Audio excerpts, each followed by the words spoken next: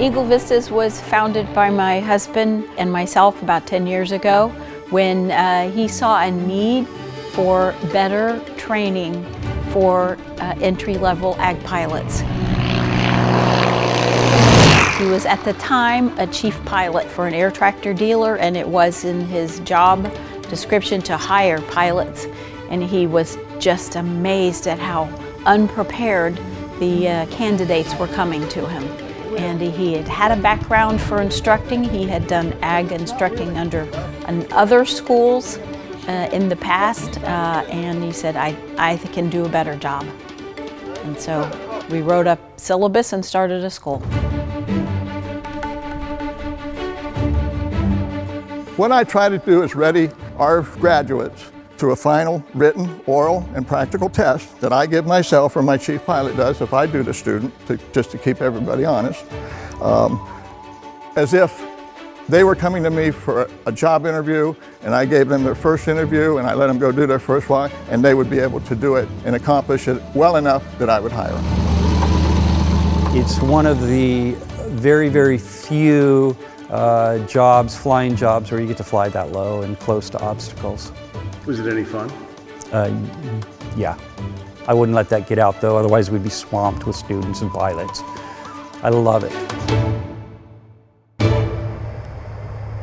Okay, we're on base, turning final. My hand is on the money handle, which is a spray valve. I only get paid when that money handle is open. I count tree row number 4, I commit to that tree row, I double check it with my light bar. There it is. Spray on.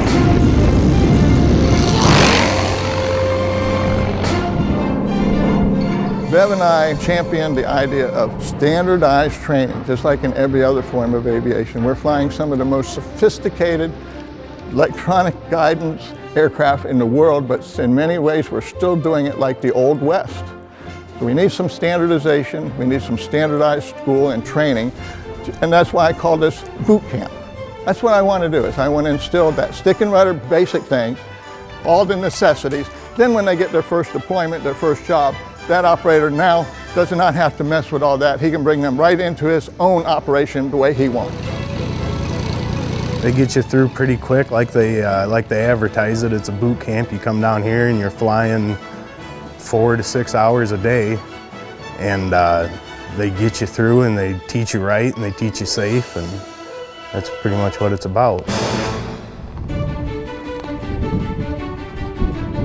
I do not introduce the GPS until they have first learned the stick and rudder techniques and learn how to count tree rows. I want them looking outside. There's never been a case in recorded history where there was a tree inside the cockpit that hit somebody. You fly the airplane to a predetermined visual spot on the ground and you use your GPS to fine tune it. It's not the other way around. And safety is always first, paramount.